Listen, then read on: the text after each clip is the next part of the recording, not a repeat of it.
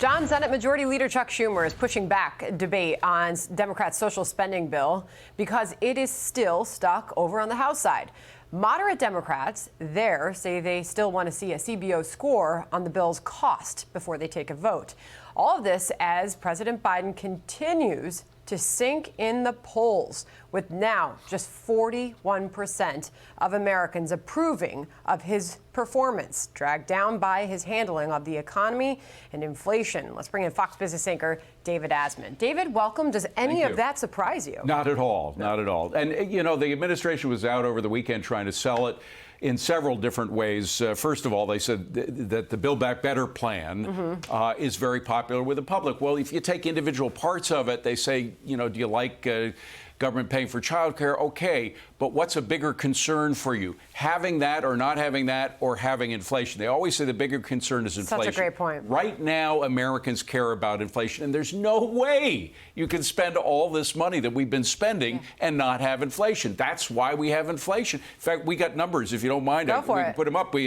There's something called a COVID money tracker that takes a look at all the money that's been allocated and spent on COVID. And this, by the way, does not include the $1.2 trillion infrastructure plan, which was passed a week ago. It comes up to $6.8 trillion in the three COVID plans. That includes Biden's $1.9 billion American Rescue Plan. But again, it does include the $1.2 trillion. Add that in, and you're close to $8 trillion, and then add the $2 to $4 trillion for Build Back Better, and you come up to over $10 trillion. This is in addition to our regular budget. You just can't do that. And that lower, I'm sorry, if you can put that back up on the screen, because the last bar is what the Federal Reserve has been doing to what we call monetizing the debt. That essentially amounts to printing money to pay for all this money that they don't have. And they're the ones who aren't acknowledging inflation exists, right? Because they don't really look at the food and energy price spikes, because that does not play into their into the decision making of their actions. The Wall Street Journal editorial board completely agrees with your point and has this piece: how to make spending unpopular. The board writes, Democrats underestimated that voters take account of costs as well as benefits. They'll cash the government checks, but they don't feel better off because they know they're paying more at the grocery store, at the gas pump, or to replace that old dishwasher, if they can even find a dishwasher to buy. I mean, that's the point. It is, and then you have the president saying, well, they don't really understand. That's the president's answer to the concern. Americans understand perfectly well. The government doesn't make anything. The only thing the government makes is inflation when they spend money they don't have, and they get the Federal Reserve to print the money, essentially, to do that. And to say that it's actually going to lower inflation by spending another $2 to $4 trillion.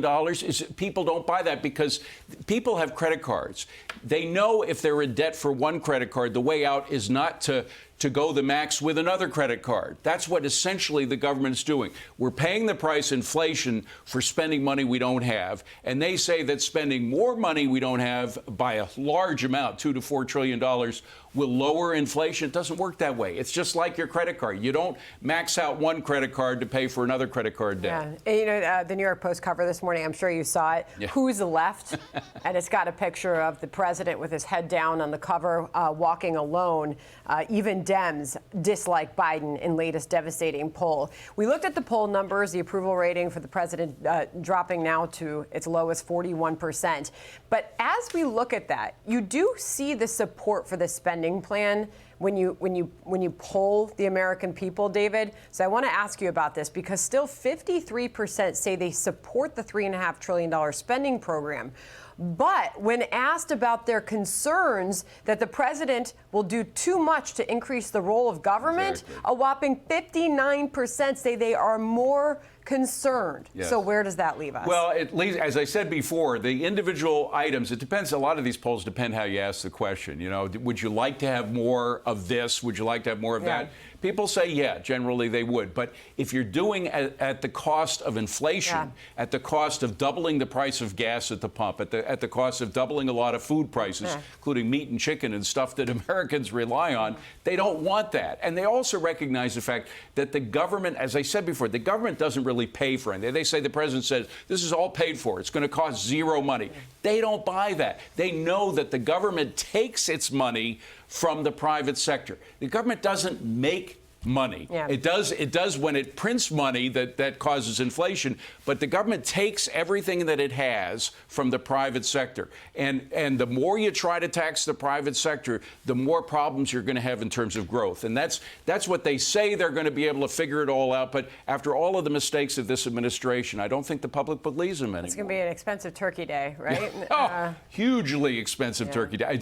I'm glad the government didn't try to come out. Jen Psaki, remember she came out over the summer with the barbecue thing, saying you're paying less for a bar. I mean, you know, they try to make things up that just don't make sense to they people. also promised the middle class would not see their taxes go up. But if you're paying more for, you know, your cars, your fuel, and everything, and your food, the that's worst a big tax. is inflation. David, great to see you. Glad Thank we you got very you much. in ahead of the Appreciate trial it. resuming. John?